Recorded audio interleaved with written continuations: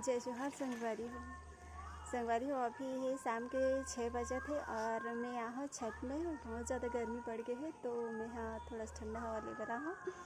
तो चलो मैं आप लोग दिखाता हूँ कि शाम के समय हमारे गांव के कैसे नज़ारा रहे। तो संगवारी हो, शाम के समय हमारे गाँव कितना सुंदर दिखा थे, देख सकते हो। शाम के समय का नज़ारा है हमारे गांव के।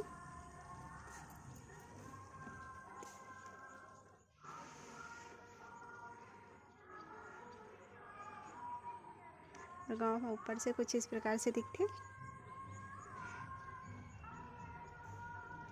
और हमारे घर के पास स्ट्रीट लाइट लगे हैं और बहुत सारा पीपल के पेड़ है आसपास में, देख सकते हो।